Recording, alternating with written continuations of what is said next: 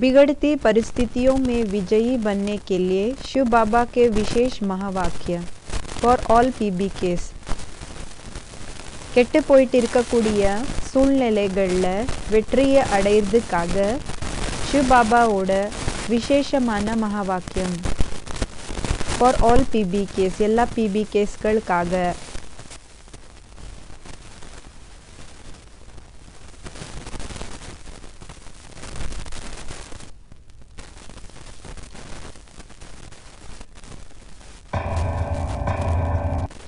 परिस्थितियाँ क्यों बिगड़ रही हैं? நிலைமைகள், சூழ்நிலைகள் ஏன் கெட்டு போயிட்டு இருக்குது? कारण है आपस में ही एक दूसरे से लेन देन करके एक दूसरे से संतुष्ट हो जाना. காரணம் என்னன்னா தனக்குள்ளே ஒருத்தருக்கு ஒருத்தர் குடுக்கல் வாங்கல பண்ணி தனக்குள்ளேயே திருப்தி அடைஞ்சுக்கிறாங்க.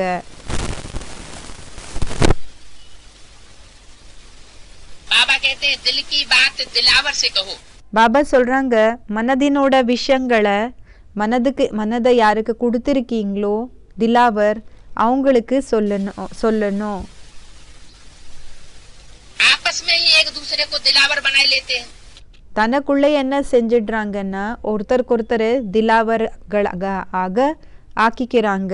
அப்படின்னா மனதினோட உள்ள இருக்கக்கூடிய ஃபீலிங்ஸ் எல்லாம் யார் ரொம்ப க்ளோஸாக இருப்பாங்களோ அவங்களுக்கு சொல்லுவாங்க இல்லையா, ஸோ அப்படி செஞ்சுக்கிறாங்க. आपस में ही एक दूसरे की दिल लेने और देने वाले बन जाते हैं. தனக்குள்ளே என்ன செஞ்சுக்கிறாங்கன்னா ஒருத்தருக்கு ஒருத்தர் மனசை கொடுக்கறது மனசை எடுத்துக்கிறவங்களாக ஆயிடுறீங்க. अभी पीबी केस भी अपना अपना ग्रुप बना रहे हैं और आपस में ही देहधारियों से प्रभावित हो जा रहे हैं. அந்த பிரதர் क्वेश्चन கேட்குறாங்க, என்ன சொல்கிறாங்கன்னா இப்போ பிபி கேஸ்கள்லையே குரூப்ஸ் எல்லாம் ரெடி பண்ணிக்கிட்டு தனக்குள்ளே என்ன செஞ்சுக்கிறாங்கன்னா இந்த தேகதாரிகளுக்கு அடிமையாயிட்டே போயிட்டு இருக்காங்க. अरे गीता का श्लोक है ना, जो அரே கீதாவோட ஸ்லோகம் இருக்கு இல்லையா, भगवान के पुजारी है, யாரு பகவானோட பூஜாரியா இருக்காங்க, भगवान के फॉलोअर है, பகவானோட ஃபாலோவர் யாரா இருக்காங்களோ भगवान से प्राप्ति करते हैं. அவங்க பகவானிடம் இருந்து பிராப்திய பண்ணிக்கிறாங்க. देवताओं के पुजारी देवताओं से प्राप्ति करते हैं. தேவதைகளோட பூஜாரிகள் தேவதைகளிடம் இருந்து பிராப்தி பண்ணிக்கிறாங்க. भूत प्रेतों के पुजारी भूत प्रेतों से प्राप्ति करते हैं. பூத பிரேத்தகளினோட பூஜாரிகள் பூத பிரேத்தகளிலிருந்து அவங்க பிராப்தி பண்ணிக்கிறாங்க. तो फर्स्ट क्लास प्राप्ति करनी चाहिए, सेकंड क्लास करनी चाहिए, या थर्ड क्लास भूत प्रेतों वाली करनी चाहिए? அப்போ பிராப்தின்றது ஃபர்ஸ்ட் கிளாஸ் பண்ணிக்கணுமா, செகண்ட் கிளாஸ் பண்ணிக்கணுமா இல்லைன்னா தேர்ட் கிளாஸ் ஆயிருக்கக்கூடிய பூத்த பிரேத் இருக்கு இல்லையா அந்த ஒரு பிராப்தியை பண்ணிக்கணுமா? ये तो देहधारी देवताएं ये सब देवभान में देवभानी सांडे बन जाते हैं. कल பாபா சொல்றாங்க இந்த தேகதாரிகள் எல்லாம் தேகதாரிகள் எப்படின்னா இந்த தேக அபிமானத்தினோட காலமாட ஆயிடுறாங்க. கலியுகத்தினோட கடைசி நேரத்துல अंत में आकर के கலியுகத்தினோட கடைசி நேரத்துல வந்து तुमको भी सांडा बनना पड़ेगा. அப்போ உங்களுக்கு கூடயும் காலமாடாக ஆக வேண்டியதாக இருக்கும், ஆக வேண்டியதாக வரும். ये गीता को न मानने वाली आत्माएं हैं जो யாரு கீதாவை ஏத்துக்காம இருக்கக்கூடிய ஆத்மாக்கள் யார் இருக்காங்களோ दूसरे धर्म में कन्वर्ट होती हैं. யாரு மத்த தர்மங்களுக்கு கன்வெர்ட் ஆகுறாங்க हो रही है. அவங்க இப்போ ஆயிட்டு இருக்காங்க. गीता है देवी देवता सनातन धर्म का शास्त्र. கீதா இருக்குது தேவி தேவதா சனாதன் தர்மத்தினோட சாஸ்திரம். कुरान है मुसलमानों का शास्त्र. குரானா இருக்குது முஸ்லிம்ஸினோட சாஸ்திரம். बाइबल है क्रिश्चियंस का शास्त्र பைபிளா இருக்குது கிறிஸ்டியன்ஸினோட சாஸ்திரம். है. और बाबा ने कहा अंत में गीता के आधार पर ही सारी सर्विस होगी. பாபா சொல்லியிருக்காங்க கடைசியில கீதையினோட ஆதாரப்படி தான் முழு சர்வீஸ் ஆகும். आज में भी गीता के क्लैरिफिकेशन बताते थे. ஆரம்பத்துல கூடயும் கீதையினோட கிளாரிஃபிகேஷன்ஸ் சொல்லிட்டு இருந்தாங்க, விளக்கத்தை கொடுத்துட்டு இருந்தாங்க ओम मंडली में ஓம் மண்டலியில. अंत में भी गीता के आधार पर सर्विस होगी. ಕಡಸಿಲ ಕೂಡಯು ಗೀತೆಯಿನೋಡ ಆಧಾರ ಪಡಿದ ಸರ್ವಿಸ್ ನಡಕೋ तो ऐसे होंगे जिन्होंने अभी फैसला नहीं कर पाया होगा क्या सच्चा है क्या झूठा है। இப்போ யாரு இந்த நேரத்தில் டெசிஷனை பண்ணிக்க முடியல, நிர்ணயம் பண்ணிக்க முடியல, என்ன கரெக்டு என்ன தவறு. ये तो युद्ध है, இது யுத்தமா இருக்குது. लड़ो सारी दुनिया दुश्मन बनेगी, लड़ते चले जाओ। எப்படின்னா யுத்தம் பண்ணிக்கிட்டே போங்க, முழு உலகம் என்னென்ன எதிரி ஆயிடும், யுத்தம் பண்ணிக்கிட்டே தான் போங்க. लड़ाई लड़ना हमारा जन्मसिद्ध अधिकार है। யுத்தத்தை பண்ணுறது இது நம்மளோட பிறப்பு உரிமையாக இருக்குது. कि विजय हमारा जन्मसिद्ध अधिकार, இல்லைன்னா வெற்றி நம்மளோட பிறப்பு உரிமையா? दोनों। ரெண்டு கூடயும். बाबा ने बोला विजय जन्मसिद्ध अधिकार, वो कहते लड़ाई लड़ना हमारा जन्मसिद्ध अधिकार। பாபா சொல்லியிருக்காங்க வெற்றி நம்மளோட பிறப்பு உரிமை. இவங்க என்ன சொல்றாங்கன்னா யுத்தம் போய் நம்மளோட பிறப்பு உரிமைன்னு சொல்லிட்டு இருக்காங்க. माताएं ज्यादा प्रभावित हैं। மாதாக்கள் அதிகம் அடிமையாயிருக்காங்க. इतने धर्मों में सिर्फ एक सिख धर्म वाले ही हैं இத்தனை தர்மங்கள்ல ஒரு சிக் தர்மத்தினர்கள் தான் இப்படி இருக்காங்க. जिन्होंने, कौन था वो, யாரு அதுல யாரா இருந்தாங்க, அவங்க பேர் என்ன? दुर्रानी, क्या नाम था उसका? துர்ராணி. என்ன பேர் அவங்களுக்கு பேரு? कितने आक्रमण किए, எவ்வளோ தாக்குனாங்க, उन सबका मुकाबला करते रहे, कभी पीछे नहीं हटे। எத்தனை பேர் தாக்கிட்டு இருந்தாங்க. அவங்க எல்லாருக்கு கூடயும் இவங்க என்னென்னா இவங்க ஃபேஸ் பண்ணிட்டு இருந்தாங்க. என்னென்னா இவங்க போராடிட்டே தான் இருந்தாங்க, பின்னாடி போகலை. भले भागना भी पड़ा कई बार, பலே எப்படின்னா நிறைய தடவை ஓடி போக வேண்டியதாக கூடயும் வந்தது. भाग भाग के फिर हमला किया, ஓடி போய் மறுபடியும் தாக்கிட்டு இருந்தாங்க. இவரு फिर भाग गए जंगल में, மறுபடியும் ஓடி போயிட்டாங்க இந்த காடுக்குள்ள. फिर हमला किया, மறுபடியும் என்ன செஞ்சாங்க, தாக்குனாங்க. हार नहीं मानी। என்னன்னா இவங்க தோல்விய ஏத்துக்கல. இவங்க आखिरी கடைசியில साहब दाली ही हार करके बैठ गया। லாஸ்ட்ல என்ன ஆயிடுச்சுன்னா அவங்களே தோல்வியை அடைஞ்சிட்டு உட்காந்துட்டாங்க. ईरान में कितने बच्चे पैदा करती थी, அந்த முஸ்லிம்காரங்க இருக்காங்களே அவங்களுக்காக சொல்லிட்டு இருக்காங்க, அவங்களே தோல்வியை அடைஞ்சிட்டு உட்காந்துட்டாங்க. எத்தனை குழந்தைகளுக்கு அவங்க ஜென்மத்தை கொடுத்துட்டு இருந்தாங்க. बड़ी प्लंटियन लाखों की तादाद में सेना लेके आ जाते। எப்படின்னா நிறைய அளவுல சேனைகளை அழிச்சிட்டு வந்துட்டு இருந்தாங்க அவங்க. उस सेना को क्या चाहिए, रोटी दाल, அந்த சேனைக்கு என்ன வேணும், சப்பாத்தி, பிறகு பருப்பு, और लूटपाट की औरतें। பிறகு அந்த கொள்ளையடிச்சு இருக்கக்கூடிய அந்த ஆண் இந்த பெண் பசங்க, அவ்வளோதான். इतना ही उनकी वेतन है। இதுதான் அவங்களோட பேமெண்ட்டு, அவங்களுக்கு இதுதான் சம்பளமா இருக்குது. इसी वेतन में मस्त। இந்த ஒரு பேமெண்ட் அவங்களுக்கு என்ன கிடைக்குதோ இதுலயே அவங்க திருப்தியாக இருப்பாங்க. அப்படின்னா அந்த போதிலேயே இருக்கிறவங்க. हाँ, मुसलमान कंट्री वहाँ कुछ खाने पीने को मिलता ही नहीं। அந்த முஸ்லீம் கண்ட்ரீஸ்ல சாப்பிட்றதுக்கு குடிக்கிறதுக்கு என்ன எதுவுமே கிடைக்கிறது இல்லை.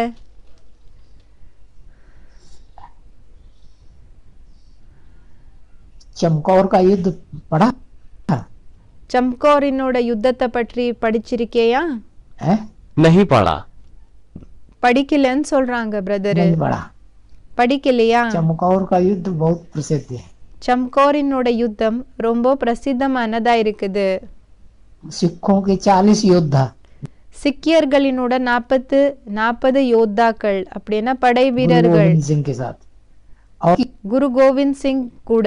लाखों की तादाद में सेना। பிறகு அவங்களது எப்படின்னா லட்சக்கணக்கில் சேனை. गुरु गोविंद सिंह बच के निकल गए, குரு கோவிந்த் சிங் அவங்க எஸ்கேப் ஆகி போயிட்டாங்க. को चीरते हुए।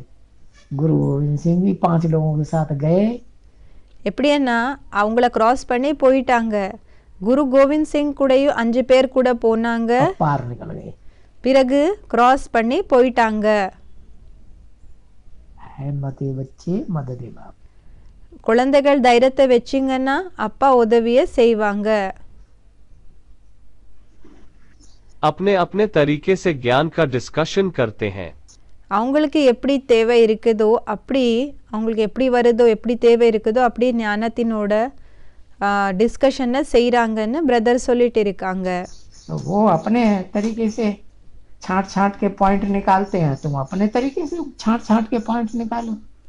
பாபா சொல்கிறாங்க அவங்களுக்கு என்ன செய்கிறாங்கன்னா அவங்க செலக்ட் பண்ணி பார்த்து பார்த்து பாயிண்ட்ஸை எடுக்கிறாங்க. அதே மாதிரி நீங்கள் கூடயும் செலக்ட் பண்ணி பார்த்து பார்த்து நீங்கள் உங்களோட பாயிண்ட்ஸை எடுங்கன்னு சொல்கிறாங்க. जिनमें साकार और निराकार दोनों की बातें बताई गई हैं. இதில் சாக்காரர் பிறகு நிராகாரர் ரெண்டு பேரினோட பேச்சுகளை கூடயும் சொல்லியிருக்காங்க, சொல்லப்பட்டிருக்குது. निराकार आत्मा है, निराकार आत्मा बिना साकार शरीर के कुछ कर सकती है क्या? நிராகார ஆத்மா இருக்குது. நிராகார ஆத்மா சாக்கார சரீரம் இல்லாமல் ஏதாவது செய்ய முடியுமா? साकार शरीर के 5 तत्व भी चाहिए. சாக்கார் சரீரத்தினோட 5 தத்துவங்கள் கூடயும் தேவை இருக்குது. चैतन्य आत्मा भी चाहिए. பிறகு நிராகார் சைத்தன்ய ஆத்மாவும் தேவை இருக்கு. चैतन्य भी चाहिए. ஜடமும் தேவை இருக்குது, சைத்தன்யமும் தேவை இருக்குது. इस पार्टी में जा रहे हैं, वो उस पार्टी में, अरे जो जिस पार्टी में जा रहे हैं उनके पॉइंट को पहचानो. இந்த பார்ட்டிக்கு போயிட்டு இருக்காங்க, அந்த பார்ட்டிக்கு போயிட்டு இருக்காங்க. அரே யார் எந்த பார்ட்டிக்கு போயிட்டு இருக்காங்களோ அந்த பாயிண்ட் என்ன இருக்குதோ அதை தெரிஞ்சுக்கோங்க. क्या उल्टे पलटे शस्त्र यूज करते हैं? என்ன தலைகீழான சஸ்திரங்களை இவங்க யூஸ் பண்றாங்க. काट करो. பிறகு அதை கட் பண்ணுங்க. जो अमृत पी करके और फिर बिघन डालते हैं, யார் அமிர்தத்தை குடிச்சிட்டு பிறகு தடைய போடுறாங்க, बाबा की मत पर नहीं चलते हैं तो धर्मराज बाबा किसको भी छोड़ेगा नहीं. பாபாவோட டைரக்ஷனை ஃபாலோ பண்றதில்ல, அப்போ தர்மராஜ் பாபா யார கூடயும் விட மாட்டாங்க. मत मिलती है வழிமுறை கிடைக்குது, तो उस पर चलना चाहिए ना. அப்போ அதனப்படி நடக்கணும் இல்லையா? भगवान कहे ये काम करो और न करें, பகவான் சொல்றாங்க இந்த வேலையை செய்யுங்க, பிறகு செய்யலன்னா तो उन जैसा कम वक्त कोई होता ही नहीं. அப்போ அவங்க போல கம்பக்து வேற யாருமே கிடையாது, முட்டாள்கள் வேற யாருமே இல்லை. तो बहुत डर रहना चाहिए. அப்போ ரொம்ப பயம் இருக்கணும். उनको तो हर घड़ी याद करना चाहिए, कोई पाप कर्म न होने पावे. உங்களுக்கு எப்படி என்ன ஒவ்வொரு செகண்டு கூடயும் நினைவு பண்ணிட்டு இருக்கணும், எந்த பாவம் கூடயும் ஆகாம இருக்கணும், பார்த்துக்கணும். उल्टी सुल्टी बातें कोई सुनाए तो सुनना नहीं चाहिए. யாராவது தலைகீழான பேச்ச பேசினாங்கன்னா கேட்க கூடாது. माया एकदम नाक से पकड़ करके योग नहीं लगाने देती. மாயா முழுமையாக மூக்கை பிடிச்சு யோகத்தை பண்றதுக்கு விடுறதில்ல. 6 मार्च 2001 की वाणी का 4था पेज.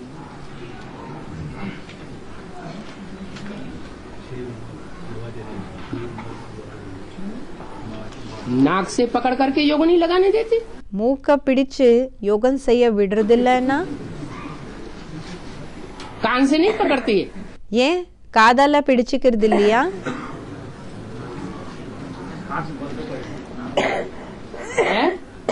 आंख में धूल धूल झोंक दे. கண்ணில் தூசி போட்டுடுச்சுன்னா வீசிடுச்சுன்னா आँख ही क्यों पकड़ती है? ஏன் அது மூக்கையே பிடிச்சுக்குது? हाँ, क्योंकि परचिंतन में लगे रहते हैं. ஆமா, பரச்சிந்தன் அப்படின்னா மற்றவங்களை பற்றி கவலை, இந்த சிந்தனை பண்றது, அதுலயே सांगी बहुत करते.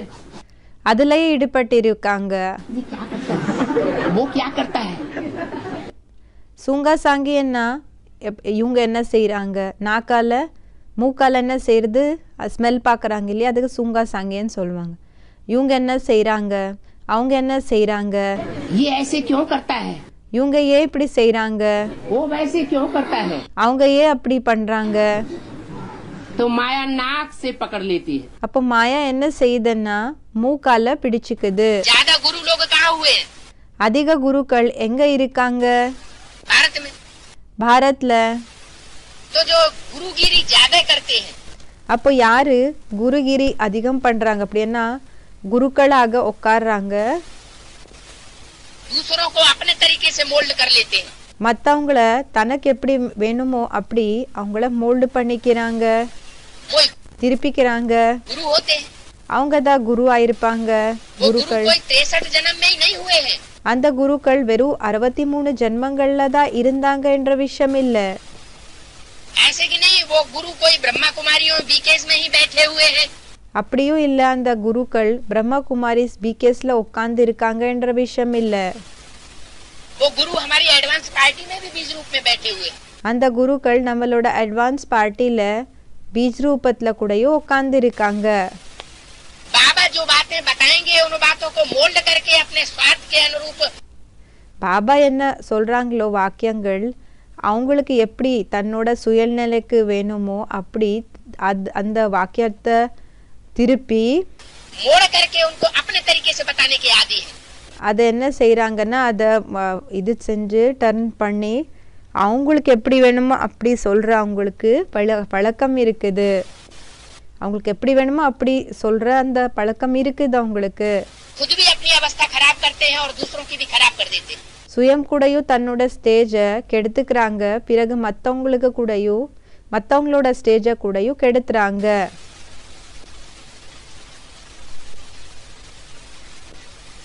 खुद भी सत्यानाश करते हैं अपना சுயம் கூடயும் சத்தியநாசம் பண்ணிக்கிறாங்க, और दूसरों की भी सत्यानाश कर देते हैं। தன்னோட சத்தியநாசத்தை பண்ணிக்கிறாங்க, பிறகு மற்றவங்களோட சத்தியநாசத்தை கூடயும் பண்றாங்க. जैसे बाबा कहते हैं எப்படி பாபா சொல்றாங்க, कि गुरु लोग भोजन कैसे खाते हैं? எப்படி பாபா என்ன சொல்றாங்கன்னா குருக்கள் சாப்பாடை எப்படி சாப்பிடுறாங்க? भोजन जब खाते हैं तो सारी थाली जो है साफ करके எப்போ சாப்பாடை சாப்பிடுறாங்களோ அப்போ முழு தட்டைய அதை க்ளீன் பண்ணி धो करके पी जाते हैं। எப்படின்னா தண்ணியை போட்டு குடிச்சிடுறாங்க அவங்க. அதுல क्या என்ன वो हद के भोजन की बात नहीं है। அந்த எல்லாருக்கு உட்பட்ட சாப்பாடினோட விஷயம் இல்ல, हद के भोग लगाने की बात नहीं करते हैं बाबा। எல்லாருக்கு உட்பட்ட போகத்தை அர்ப்பணை செய்யற விஷயத்த பாபா ஒன்றும் இங்க சொல்லல. பாபா அந்த விஷயத்த ஒன்றும் பேசுறது இல்ல. वो सन्यासियों का बेहद का प्योरिटी का भोजन है। அந்த சன்னியாசிகளினோட எல்லாருக்கு அப்பாற்பட்ட சாப்பாடா இருக்குது. जो भी आत्मा उनके हाथ में आती है सारी साफ करके रख देते हैं। யாரெல்லாம் ஆத்மாக்கள் அவங்களோட கைக்கு வராங்களோ அந்த ஆத்மாக்களை அவங்க அப்படியே க்ளீன் பண்ணி வச்சுக்கிறாங்க. அப்படின்னா கம்ப்ளீட்டாக தன்னோட ஃபுல் விஷயங்களை எடுத்துக்கிறாங்க, அவங்களோட ஃபுல் விஷயங்களை. वाचा से भी सारी साफ कर लेते हैं, सारा पोता मिल ले लेंगे। பேச்சு மூலமாக கூடயும் ஃபுல் கிளியர் பண்ணிக்கிறாங்க அவங்களோட முழு போத்தாமேல். அப்படின்னா தவறுகளினோட கணக்கு வணக்கு ஏதெல்லாம் இருக்கோ அது எல்லாமே எடுத்துக்கிறாங்க. बाबा कहते हैं एक से सुनो பாபா சொல்றாங்க ஒருத்தரிடமிருந்து கேளுங்க, और एक को सुनाओ। பிறகு ஒருத்தருக்கு சொல்லுங்க. लेकिन हम बच्चे क्या करते हैं? ஆனா குழந்தைகளான நாம என்ன செய்றோம்? अनेकों से सुनते हैं और अनेकों को सुनाते हैं। நிறைய பேரிடமிருந்து கேட்குறோம், பிறகு நிறைய பேருக்கு சொல்றோம். बाबा कहते हैं एक से सुनना यह है व्यभिचारी ज्ञान। பாபா சொல்றாங்க ஒருத்தரிடமிருந்து கேட்கறது இதா இருக்குது வெபிச்சாரம் இல்லாத ஞானம். और अनेकों से सुनना यह है व्यभिचारी ज्ञान। பிறகு நிறைய பேரிடமிருந்து கேட்கறது இதா இருக்குது வெபிச்சாரி ஞானம்.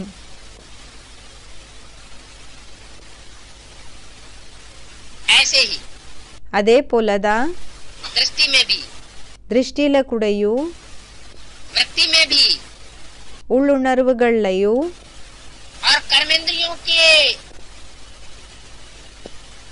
संसरण में भी பிறகு கர்மேந்திரியங்களினோட அந்த கனெக்ஷன்ல என்ன வரீங்களோ हम उन गुरुओं से प्रभावित होते रहते हैं।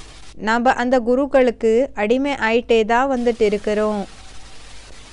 जिसका रिजल्ट ये निकलता है हमारी प्योरिटी की थाली அதோட ரிசல்ட் என்ன கிடைக்குது வருதுன்னா நம்மளோட பியூரிட்டினோட தட்டை सफाचट हो जाती है। அது எல்லாமே க்ளீன் ஆயிடுது. इसलिए उनका नाम रखा है बाबा ने हिरण्याकश्यप। அதனால தான் பாபா அவங்களுக்கு என்ன பேரை வச்சிருக்காங்கன்னா இரண்யகஷப். क्या नाम रखा है? என்ன பேரை வச்சிருக்காங்க? हिरण्य माने सोना, இரண்ய அப்படின்னா தங்கம், काश्य माने तेज, காஷ் அப்படின்னா அந்த பிரகாசம், पा माने पीने वाले। பான்னா குடிக்கக்கூடியவங்க. जो सोने जैसी सच्ची सच्ची आत्माएं हैं இப்ப யாரு தங்கம் போல உண்மையான ஆத்மாக்கள் இருக்காங்க, उनके योग बल रूपी लगाव रूपी அவங்களோட யோகபல ரூபமான ஈர்ப்பு இருக்கிற அந்த ரூபத்தில், लगन रूपी அந்த அட்டாச்மெண்ட் ரூபத்தில் இருக்கக்கூடிய जो काश्य है அந்த பிரகாசம் என்ன இருக்கு, उस तेज को पीने वाले हैं। அந்த பிரகாசத்தை குடிக்கக்கூடியவங்க ஆயிருக்காங்க. सारा ही पी जाते हैं। எல்லாமே குடிச்சிடுறாங்க. इसलिए उनका नाम रखा गया हिरण्यकश्यप। அதனால தான் அவங்களுக்கு இரண்யகஷப்னு சொல்லி பேரை வச்சிருக்காங்க, வைக்கப்பட்டிருக்குது. तो ऐसी ऐसी आत्माएं जो बाबा की बात को मोड़ करके और अपने तरीके से अपने स्वार्थ में लगाने वाली है। இப்படி ஆத்மாக்கள் யாரு பாபாவோட மகாவாக்கியங்களை திருப்பி தனக்கு எப்படி வேணுமோ அப்படி சுயநிலைக்காக யூஸ் செய்யக்கூடிய ஆத்மாக்கள் இருக்காங்களோ उनसे इस समय बच करके रहना बहुत जरूरी है। அவங்களிடமிருந்து சேஃபாக இருக்கிறது இப்போ இந்த நேரத்தில் ரொம்ப அவசியமான விஷயமா இருக்குது. किसी से प्रभावित नहीं होना चाहिए। யாருக்குமே அடிமை ஆகக்கூடாது. किसी भी मनुष्य गुरु से प्रभावित हुए எந்த மனித குருக்களுக்கு கூடயும் அடிமை ஆனீங்கன்னா माना उसकी प्रजा बन गई। அப்படின்னா அவங்களுக்கு பிரஜை ஆயிட்டீங்க. நிவாரண் क्या है, இதுக்கு என்ன, இது எப்படி செஞ்சுக்கிறது, நல்லபடியாக இதை எப்படி பண்ணிக்கிறது? दुनिया में बेगन तो बहुत आने हैं। உலகத்துல தடைகள் அதிக வரத போகுது. कयामत तो बर्पा होगी, விநாசம் என்றது ஆகிதான் ஆகும். लेकिन योग आदमी एक ऐसा कवच है ஆனா யோகத்தினோட தீ அப்படிப்பட்ட ஒரு கவசமா இருக்குது, कि கவசமா हर இருக்கு. प्रकार के विघ्नों से எப்படின்னா ஒவ்வொரு விதமான இந்த தடைகள் இருந்து महफूज रखती है। எல்லா விதமான எல்லா ரூபத்தில் இருக்கக்கூடிய இந்த தடைகள் இருக்கு இல்லையா, இதிலிருந்து சேஃபாக வைக்கும், सुरक्षित रखती है। दिन சுரக்ஷித்தன சேஃபாக வைக்கும். प्रतिदिन ये सब बातें व ये हालातें तो अति में जानी ही है। நாளுக்கு நாள் இந்த எல்லா விஷயங்கள் எல்லா நிலைமைகள் இது எல்லாமே எக்ஸ்ட்ரீமாக தான் போகும், ஆகதான் தீரும் இது எல்லாமே. ऐसे समय पर तो आप ब्राह्मण बच्चों को पावरफुल योग के कवचधारी बनना ही सेफ्टी है। இப்படிப்பட்ட நேரத்தில் பிராமணர்களாக இருக்கக்கூடிய பிராமண குழந்தைகளாக இருக்கிற உங்களுக்கு சக்திசாலியாக இருக்கக்கூடிய யோகத்தினோட கவசத்தை தாரண பண்ணிக்கிறது தான் சேஃப்டியாக இருக்குது. अव्यक्त संदेश 7 अगस्त 1997 पृष्ठ 112 अंक। अब करना क्या है? இப்போ என்ன செய்யணும்? करना ये है என்ன செய்யணும்னா कि जब जब अवस्था अपनी नीचे उतरती है எப்பெல்லாம் தன்னோட ஸ்டேஜ் கீழே இறங்குதோ तो उसका कारण देखना चाहिए। அப்போ அதோட காரணத்தை பார்த்துக்கணும். बाबा ने ये बताया है कि बच्चे याद और सेवा, பாபா சொல்லியிருக்காங்க குழந்தைகளே நினைவு பிறகு சேவை, इन दोनों का बैलेंस जरूर रखना है। இந்த ரெண்டு விஷயத்துக்கான பேலன்ஸ் கண்டிப்பாக வச்சுக்கணும்னு சொல்லியிருக்காங்க. याद में भी रहे और सेवा भी करें। நினைவுல கூடயும் இருக்கணும், பிறகு சேவையும் செய்யணும். या तो याद करने में लग जाते हैं वो भी बैठने वाली याद, ஒன்று என்னன்னா யோகம் பண்ணுறதுக்காக ஆரம்பம் செய்கிறீங்க, அது கூட எப்படி உட்காந்து நினைவு செய்கிறது. या तो सेवा करने में लग जाते हैं, उस समय बाबा की याद भूल जाती है. இல்லைன்னா சேவையில் ஈடுபடுறதுக்கு செய்யறதுக்காக ஈடுபட்டுடுறீங்க, அது எப்படின்னா பாபாவோட நினைவு இல்லாத நினைவு இருக்கிறது இல்லை அந்த நேரத்தில். कि बाबा से प्यार ही नहीं है ஏன்னா பாபா மேலே அன்பே இல்லை, तो याद कैसे होगी. அப்போ எப்படி நினைவு வரும். याद कोई दूसरी चीज थोड़ी है, याद माना प्यार. நினைவு என்ன வேற பொருள் என்ன ஏதாவது ஆயிருக்குதா. நினைவு அப்படி என்ன அன்பு. और प्यार भी नकली नहीं. பிறகு அன்பு கூடயும் டூப்ளிகேட்டான அன்பு இல்லை. कि आधा प्यार बाबा से और आधा प्यार दूसरों से. பாதி அன்பு பாபா மேல, பாதி அன்பு வேறவங்க மேல. नहीं, बाबा तो चाहते हैं माँ में कम याद करो. இல்ல, பாபாக்கு என்ன விருப்பம் இருக்குதுன்னா என்ன மட்டும் நினைவு செய்யுங்க, और किसी को बीच में नहीं डालो. வேற யார கூடயும் நடுவுல போடாதீங்க. अगर और किसी को बीच में डाला ஒருவேளை வேற யாரையாவது நடுவுல கொண்டு வந்தீங்கன்னா तो पाप भस्म नहीं होंगे. அப்போ பாவம் எரிஞ்சு சாம்பல் ஆகாது. ऐसे नाजुक समय आने हैं இப்படி டெலிகேட்டா இருக்கக்கூடிய நேரம் வரப்போறதாக இருக்குது, जिसमें याद की शक्ति ही सेफ्टी का साधन बनेगी. அதுல நினைவினோட சக்தி தான் சேஃப்டினோட சாதனை ஆகும். अभी साधारण याद की स्थिति இப்போ சாதாரணமான நினைவினோட ஸ்டேஜ் सेफ्टी का साधन नहीं बन सकती. சேஃப்டினோட சாதனை ஆகாது. माया से किसी भी प्रकार की हार மாயா கூட மாயாயிடமிருந்து எந்த விதமான தோல்வி और व्यक्ति तथा वायुमंडल का वार பிறகு மனிதன் பிறகு வாतावरणத்தினோட வாரன யுத்தம் साधारण याद वालों को धोखे में ला देगा. சாதாரணமாக நினைவு செய்யக்கூடியவங்களுக்கு அது ஏமாத்திடும். इसलिए बाप दादा पहले से ही அதனாலதான் பாப்தாதா முன்னாடியிலிருந்தே सभी बच्चों को इशारा दे रहे हैं कि எல்லா குழந்தைகளுக்கு குறிப்பிட்டு சொல்லிட்டு இருக்காங்க, शक्तिशाली याद का वायुमंडल बनाओ. சக்திசாலி நினைவினோட வாतावरणத்தை உருவாக்குங்க. अव्यक्त वाणी तारीख 21 नवंबर 1984 पृष्ठ 24 अंत. ऊंचे उठने की एक ही इकाई बताई. மேலே ஏறுறதுக்காக ஒரே ஒரு பாயிண்ட் சொல்லியிருக்காங்க, அப்படின்னா ஒரே ஒரு ஸ்டார்டிங் பாயிண்ட் சொல்லியிருக்காங்க. कि बच्चे अपना अमृत वेला सुधार लो. என்னென்ன குழந்தைகளே, உங்களோட அமிர்த வேலைய சரி பண்ணிக்கோங்க. अमृत वेला सुधारा அமிர்த வேலைய சரி பண்ணிக்கிட்டீங்கன்னா तो सब सुधर जाएगा. அப்ப எல்லாமே சரியாயிடும். मीठे मीठे रूहानी बच्चों को रोज रोज सावधानी जरूर देनी होती है. இனிமேலும் இனிமையான ஆன்மீக குழந்தைகளுக்கு தினமும் எச்சரிக்கை பண்ண வேண்டியதாக இருக்குது. கண்டிப்பாக எச்சரிக்கை பண்ண வேண்டியதாக இருக்குது. वो कौन सी सावधानी है? அது எந்த விஷயத்துல பத்திரமாக இருக்கிறதுக்காக சொல்லிட்டு இருக்காங்க?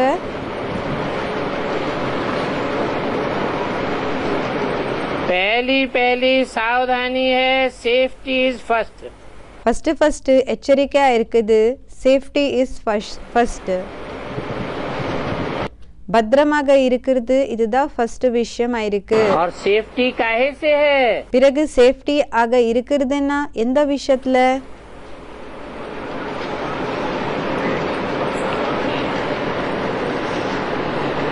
तुम्हारी युद्ध है ना.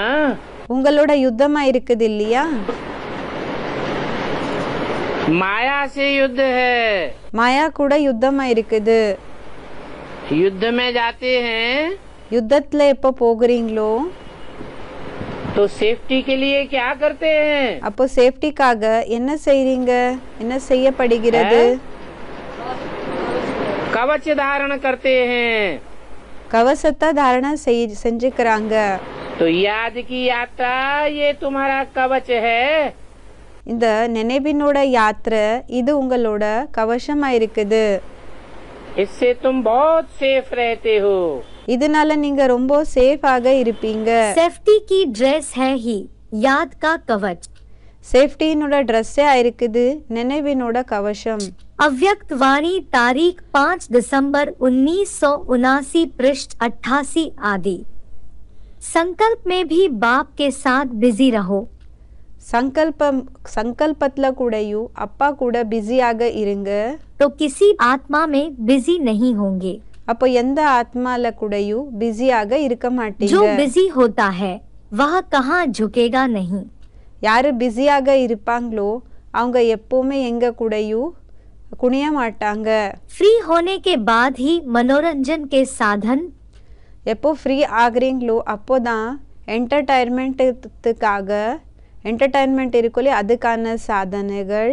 स्नेह सहयोग तरफ झुकाव होता है।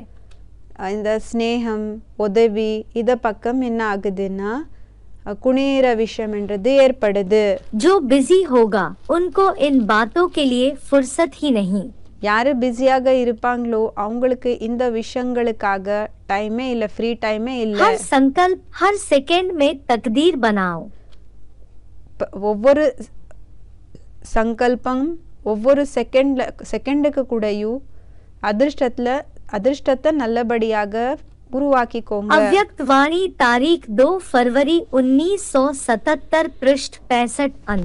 अपने बचाव के लिए बाप को याद करते रहो। தன்னை காப்பாத்துக்கணும்னா அப்பாவை நினைவு பண்ணிட்டு இருங்க. क्या என்ன हमारा रक्षा कवच कौन सा होगा? நம்மளோட பாதுகாப்புக்கான கவசம் எதாக இருக்கும்? दुनिया हिंसक बनेगी, உலகம் இம்சை செய்யக்கூடியதாக இருக்கும், आक्रामक बनेगी, தாக்கக்கூடியதாக இருக்கும், मारामारी करेगी, அடிதடிய பண்ணும். लेकिन हमको कोई प्रकार की हिंसा नहीं करनी है। ஆனா நமக்கு எந்த விதமான இம்சையும் செய்யக்கூடாது. बाप की याद में रहना है। அப்பாவோட நினைவுல இருக்கணும். योग की अग्नि सदैव जली रहे। யோகத்தினோட தீ எப்பவுமே எரிஞ்சுக்கிட்டு இருக்கணும். इसके लिए मन वाणी कर्म और संबंध। இதுக்காக மனது, பேச்சு, செயல்கள், பிறகு உறவு, यह चारों बातों की रखवाली करना पड़े। இந்த 4 விஷயங்களை பார்த்துக்கிட்டே இருக்கணும். फिर यह अग्नि अविनाशी रहेगी। பிறகு இந்த தீ அவிநாஷியாக எரிஞ்சுக்கிட்டு இருக்கும். अव्यक्त वाणी तारीख 27 जुलाई 1970 पृष्ठ 297 आदि। बाप को सदैव साथ रखेंगे அப்பாவை சதா கூடயே வச்சுக்கிட்டீங்கன்னா तो माया देखेगी इसके साथ सर्वशक्तिवान बाप है। இப்போ மாயா பார்க்கும் இவங்க கூட சர்வசக்திவான் அப்பா இருக்காங்க. तो वह दूर से ही भाग जावेगी। அப்போ அது தூரத்திலிருந்தே ஓடி போயிடும். अकेला देखती है तब हिम्मत रखती है। எப்போ ஒண்டியாக பார்க்குதோ அப்போ தைரியம் வருது. शिकार करने जब जाते हैं எப்போ இது பண்றதுக்காக तो कोई भी வேட்டை பண்றதுக்காக போக்குறாங்களோ அப்போ जानवर वार न करे इसके लिए आग जलाते हैं। அப்போ எந்த விலங்கு கூடயும் வார் பண்ணக்கூடாதுன்னு சொல்லி தீயை எரிச்சு வச்சுக்கிறாங்க. वैसे ही याद की अग्नि जली हुई होगी அதே மாதிரி தான் நினைவினோட தீ எரிஞ்சிட்டு இருந்ததுன்னா तो माया आ न सकेगी। அப்போ மாயா வராம இருக்கும். यह लगन की अग्नि बुझनी न चाहिए। இந்த பற்றினோட தீ என்றது அணைஞ்சு போக கூடாது. अव्यक्त वाणी तारीख 24 जनवरी 1970 पृष्ठ 189 अंक। लड़ाई होती है तो चारों तरफ से घेराव डालते हैं। இப்போ ஏதாவது யுத்தம் எப்போ ஆகுதோ அப்போ 4 பக்கம் அத சரௌண்டிங் என்ன செய்யறாங்கன்னா கவர் பண்ணிக்கிறாங்க. क्या என்ன कोई किला जीतना होता है ना? இப்போ ஏதாவது கோட்டைய அடையணும்னா तो जो जीतने वाली सेनाएं जो बाहर से आक्रमण करती है அப்போ வெற்றியை அடையிறதுக்காக சேனைகள் என்ன வெளியிலிருந்து தாக்குறாங்களோ वो क्या करती है? அவங்க என்ன செய்யறாங்க? वो चारों तरफ से से घेर करके घेराव डाल करके आक्रमण करने की तैयारी करती है। அவங்க நாலா பக்கம் அதை கவர் பண்ணி அந்த கோட்டையை தாக்குறதுக்காக தயாரி பண்ணிக்கிறாங்க. सब तरफ से अटैक करते हैं। எல்லா பக்கத்துல இருந்து கூடயும் அட்டாக் பண்றாங்க, தாக்குறாங்க. क्या? என்ன? चारों तरफ से किले में अटैक होने लगे। நாலா பக்கத்துல இருந்து அந்த கோட்டையில அட்டாக் ஆகிறதுக்கு ஆரம்பம் ஆச்சுன்னா, सब धर्म की स्थापना करने वाले किले में உண்மையான தர்மத்தை ஸ்தாபனை பண்ணக்கூடிய அந்த ஒரு கோட்டையில और अंदर किले के अंदर बैठने वाले आपस में झगड़ रहे हो, फूट पड़ी हुई हो। பிறகு உள்ள இருக்கக்கூடிய அந்த கோட்டைக்குள்ள இருக்கக்கூடிய அவங்கள சண்டை போட்டுக்கிட்டு இருக்காங்க. அவங்களுக்குள்ளேயே ஒற்றுமைன்றது இல்லை. तो सद्धर्म की स्थापना करनी हो जाएगी? அப்போ சத்தர்மத்தினோட ஸ்தாபனைன்றது ஆயிடுமா? है? नहीं हो सकती ना। ஆகாது இல்லையா? ஆக முடியாது இல்லையா? அப்போ சொன்னாங்க, तो आप बच्चे भी जब तक ये एकता का घेराव नहीं डालेंगे, இப்போ குழந்தைகளான நீங்க கூட எப்போ வரைக்கும் இந்த ஒற்றுமை என்ற ஒரு கவரிங் அந்த பண்ணிக்க மாட்டீங்களோ, एक सूत्र में नहीं बनेंगे। ஒரு சூத்திரத்துல எப்போ வரைக்கும் நீங்க எல்லாமே सूत्र माना கட்டுப்பட மாட்டீங்களோ, சூத்திரம்னா एक ज्ञान के सूत्र में ஒரு ஞானத்தினோட சூத்திரத்துல जो एक की आवाज वो सब की आवाज, ஒருத்தர் என்ன சொல்றாங்களோ அது எல்லாருமே சொல்லணும். जो एक का वाइब्रेशन वो सब का वाइब्रेशन। ஒருத்தரோட வைப்ரேஷன்ஸ் என்னமோ அதேதான் எல்லாரோட வைப்ரேஷன்ஸ் ஆக ये नहीं இருக்கணும். एक कुछ कह रहा है அப்படி இல்ல, ஒருத்தர் ஏதோ சொல்லிட்டு இருக்காங்க, और करने वाले कर दूसरा कर रहे हैं। பிறகு செய்யக்கூடியவங்க வேற ஏதோ செஞ்சுட்டு இருக்காங்க. एक कान से सुनते हैं, दूसरे कान से निकाल देते हैं। ஒரு காதால கேக்குறாங்க, இன்னொரு காதால விட்டுடுறாங்க. परवाह ही नहीं करते, கேரே பண்றது இல்ல. चाहे कितनी भी बार डायरेक्शन मिलता रहे। எத்தனை தடவை டைரக்ஷன்ஸ் கொடுத்துட்டு இருந்தாலும் சரி, उनको ध्यान देना ही नहीं है। அவங்க அதை பற்றி கவலையே பட மாட்டாங்க. அப்படின்னா கவனத்தையே செலுத்த மாட்டாங்க. क्योंकि दूसरे धर्मों में कन्वर्ट होना है। ஏன்னா மத்த தர்மத்துல கன்வெர்ட் ஆகக்கூடியவங்க இருக்காங்க. तो बताया அப்போ சொன்னாங்க, जैसे लड़ाई होती है, எப்படி யுத்தம் நடக்குது, चारों तरफ से घेराव डालते हैं, सब நாலா பக்கம் எப்போ அதை கவர் பண்ணிக்கிறாங்க, तरफ से अटैक करते हैं, எல்லா பக்கத்துல இருந்து அட்டாக் பண்றாங்க. तो आप बच्चे भी जब तक ये एकता का घेराव नहीं डालेंगे, இப்போ குழந்தைகளான நீங்க கூட எப்போ வரைக்கும் இந்த ஒற்றுமை என்ற ஒரு கவரிங் பண்ணிக்க மாட்டீங்களோ, சரவுண்ட் பண்ணிக்க மாட்டீங்களோ, एक सूत्र में नहीं बनेंगे। ஒரு சூத்திரத்துல எப்போ வரைக்கும் கட்டுப்பட மாட்டீங்களோ, सूत्र माना சூத்திரம்னா एक का डायरेक्शन का सूत्र कहो, ஒருத்தரோட டைரக்ஷனோட சூத்திரம்னு சொல்லுங்க, एक के ज्ञान का सूत्र कहो, ஒருத்தரோட ஞானத்தினோட சூத்திரம்னு சொல்லுங்க, एक के लब का धागा कहो, ஒருத்தரோட அன்பினோட அந்த நூலுன்னு சொல்லுங்க. उसमें जब तक नहीं बनेंगे, எப்போ வரைக்கும் அதுல கட்டுப்பட மாட்டீங்களோ, एक रस स्थिति में स्थित नहीं होंगे, ஒரு ஏக்கரசனா அந்த ஒரு நிலை இருக்கக்கூடிய ஸ்டேஜ்ல எப்போ வரைக்கும் நீங்க நிலைக்க மாட்டீங்களோ, तब तक हिलते रहेंगे। அப்போ வரைக்கும் அசைஞ்சிட்டு இருப்பீங்க. और जो खुद हिलता रहेगा वो दूसरों को भी பிறகு யாரு சுயம் ஷேக் ஆயிட்டு இருப்பாங்களோ அவங்க மத்தவங்களுக்கு கூடயும் दूसरों की भी स्थिति खराब करता रहेगा। அவங்க மத்தவங்களோட ஸ்டேஜ கூடயும் கெடுத்துட்டு இருப்பாங்க. इधर आओ, हम तुम्हें नई बात बताएं। இங்க வாங்க, நாங்க உங்களுக்கு புது பேச்ச சொல்வோம். क्या बात? ये लड़ाई झगड़ा, ये ऐसे करता है, वो वैसे करता है। என்ன விஷயம்? இவங்க இப்படி செய்றாங்க, இந்த ஒரு சண்டை, அவங்க அப்படி செய்றாங்க. एक ऐसी स्थिति में स्थित नहीं होंगे तब तक हिलते रहेंगे। அந்த ஏக்கர ஸ்டேஜ் ஒரு நிலைப்படுத்துற அந்த ஸ்டேஜ்ல எப்போ வரைக்கும் நிலைக்க மாட்டீங்களோ அப்போ வரைக்கும் ஷேக் ஆயிட்டே தான் இருப்பீங்க. जो जिस कुरी का ब्राह्मण होगा, யாரு எந்த குரூப்பினோட பிராமணர்களாக இருப்பாங்களோ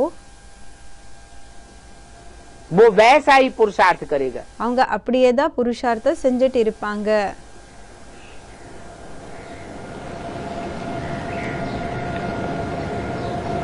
ऊंचे के ऊंची कुरी सूर्यवंशी का होगा, உயர்ந்ததிலும் உயர்ந்த குரூப்பு இந்த சூரியவம்சிக்காக இந்த சூரியவம்சிக்கு சேர்ந்து இருக்கிறவங்களாக இருக்காங்கன்னா तो एक बाप को फॉलो करेगा அப்போ ஒரு அப்பாவை ஃபாலோ செய்வாங்க. और कोई मनुष्य की मत की चपेट में आ न सके. வேற எந்த மனிதர்களினோட பிடியில கூடயும் வரமாட்டாங்க. जब व्रत लिया है कि एक बाप दूसरा ना कोई, எப்போ விரதத்தை வச்சிருக்கீங்க ஒரு அப்பா தவிர வேற யாருமே இல்லைன்னு, तो फिर बुद्धि क्यों जाती है? அப்போ ஏன் புத்தி போகுது? यह व्रत लिया है क्या कि दूसरे से सुनेंगे? இந்த விரதத்தை வச்சிருக்கீங்களா மத்தவங்களிடமிருந்து கேட்போன்னு? तुम्ही से सुनेंगे, तुम्ही से बोलेंगे. உன்னிடம் இருந்துதான் கேட்போம், உனக்கு தான் சொல்வோம். यह व्रत लिया है. இந்த விரதத்தை வச்சிருக்கீங்க. तो फिर दूसरी आत्माओं के तरफ चंचल वृत्ति से देखते ही क्यों हो? அப்போ மற்ற ஆத்மாக்கள பக்கம் சஞ்சலமான உள்ளுணர்வுகள் மூலமாக பார்க்கறதே ஏன்? वह सुनते ही क्यों हो? கேட்கறதே ஏன்? जो बाप से सुना है அப்பா இடமிருந்து என்ன கேட்டிருக்கீங்களோ वही बोलना है. அதுதான் சொல்லணும். फिर और शब्द व व्यर्थ बातें. பிறகு இந்த வார்த்தைகள் வீணான பேச்சுகள் कैसे कर सकते हो?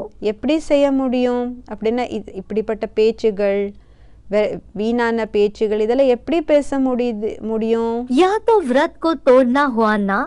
இது விரதத்தை உடைக்கிறதாயிடுச்சு இல்லையா? अव्यक्त वाणी तारीख 6 अगस्त 1972 पृष्ठ 358 मध्य. पांडवों का किला ऐसा पावरफुल बन जाएगा பாண்டவர்களினோட கோட்டை அப்படி பவர்ஃபுல் ஆயிடும். जिसमें एक भी विकारी प्रवेश இதுல எப்படி என்ன ஒரு விகாரி கூடயும் பிரவேசம் नहीं कर सकेगा. பண்ண முடியாது. अभी तो विधर्मी आत्माएं घुस करके बैठती हैं. இப்போ விதர்மி ஆத்மாக்கள் நுழைஞ்சு உட்கார்றாங்க. फिर ये ब्राह्मणों का संगठन பிறகு இந்த பிராமணர்களோட சங்கடனை ऐसा तैयार हो जाएगा அப்படி தயாராயிடும். जिसमें सबके चेहरे स्पष्ट दिखाई देंगे. இதுல எல்லாரோட முகம் கூடயும் தெளிவாக தென்படும். ये कॉमन सत्संग नहीं है. இது காமனா இருக்கக்கூடிய சத்சங்கம் இல்ல. ये ईश्वरीय सत्संग है. இது ஈஸ்வரிய சத்சங்கமா இருக்குது. इसमें प्राप्ति भी बहुत है இதுல பிராப்தி கூடயும் ரொம்ப இருக்குது. और फिर सजा भी பிறகு தண்டனை கூடயும் बहुत भारी है. ரொம்ப ஹெவியான தண்டனை இருக்குது. ईश्वर भगवान जब आता है ஈஸ்வர் பகவான் எப்போ வராங்களோ तो ठौर तैयार करता है मनुष्य सृष्टि के लिए स्वर्ग का. அப்போ நிலைக்கிறதுக்கான இடம் மனித சிருஷ்டிக்காக ரெடி பண்றாங்க. அதா இருக்குது ஸ்வர்க்கம். क्या उस स्वर्ग की दुनिया में அந்த ஸ்வர்கத்தினோட உலகத்துல नंबरवार देवताएं जाने वाले हैं. நம்பர்வார் தேவதைகள் போகக்கூடியவங்களாக இருக்காங்க. देवात्माएं. தேவாத்மாக்கள். तो अव्वल नंबर ठौर लेना चाहिए. அப்போ நம்பர் 1 இருக்கக்கூடிய நிலைக்கிறதுக்கான இடம் எடுத்துக்கணுமா या थर्ड क्लास फोर्थ क्लास ठौर लेना चाहिए. இல்ல 3rd கிளாஸ் 4th கிளாஸ் நிலைக்கிறதுக்கான இடத்தை எடுத்துக்கணுமா? अव्वल नंबर ठौर है सूर्यवंश का. நம்பர் 1 நிலைக்கிறதுக்கான இடமா இருக்குது சூரியவம்சி.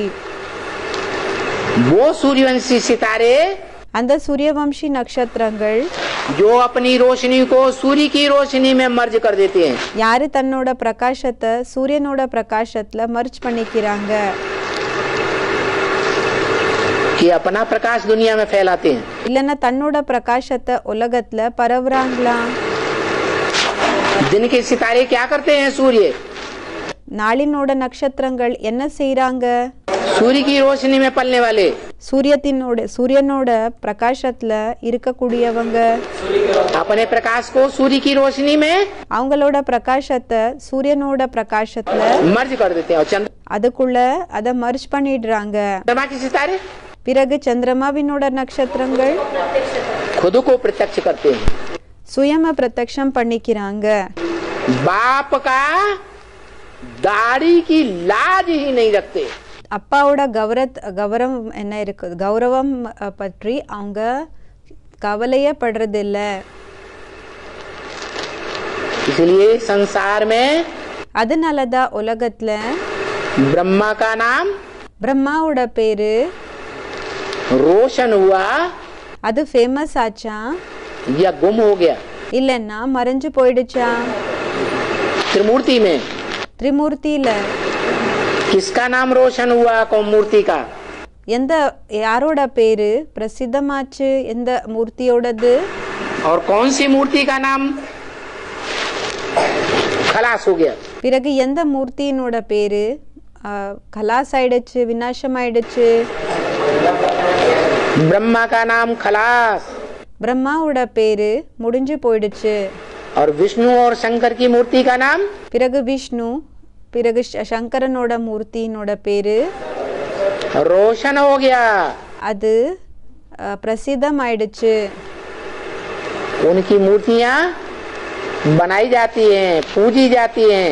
அவங்களோட மூர்த்திகளை உருவாக்கப்படுகிறது, பூஜை செய்யப்படுகிறது. उनके मंदिर भी बनते हैं. அவங்களோட கோயில்கள் கூடயும் உருவாகுது. उनको लोग याद भी करते हैं. அவங்கள ஜனங்க நினைவு கூடயும் செய்யறாங்க. तो ये रूहानी यात्रा में विशेष ध्यान रखना है. அப்போ இந்த ஆன்மீக யாத்திரையில விசேஷமான கவனத்தை செலுத்தணும். क्या? என்ன? एक ऊंचे ते ऊंचे पाटधारी को पहचानना है. ஒரு உயர்ந்ததிலும் உயர்ந்த பாட்தாரிய தெரிஞ்சுக்கணும். और पहचान करके उसे பிறகு தெரிஞ்சுக்கிட்டு அவங்கள याद करना है. நினைவு பண்ணணும். दूसरों की बात नहीं सुनना है. மத்தவங்களோட பேச்சு கேட்க கூடாது. दूसरों की सुनी மத்தவங்களோட பேச்ச கேட்டீங்கன்னா तो ज्ञान व्यभिचारी हो जाएगा. அப்போ ஞானம் व्यभिचारी ஆயிடும். और दूसरे धर्मों में कन्वर्ट होने की शूटिंग करा देगा. பிறகு மத்த தர்மத்துல கன்வெர்ட் ஆகுற ஷூட்டிங்க பண்ண வச்சிடும். इसलिए அதனால தான் नई दुनिया की राजधानी में புது உலகத்தினோட ராஜதானில अगर जीवन रहते रहते जाना है ஒருவேளை வாழ்க்கை இருக்கிறப்பவே போகணும் அண்ணா, तो क्या गांठ बांध लेनी है அப்போ என்ன விஷயத்துல முடிச்ச போட்டுக்கணும்? कि एक से सुनना है, ஒருத்தரிடமிருந்து தான் கேட்கணும். दूसरे किसी की बात வேற யாரோட பேச்ச கூடயும் सुनना ही नहीं. கேட்கவே கூடாது. ओम शांति. ஓம் சாந்தி.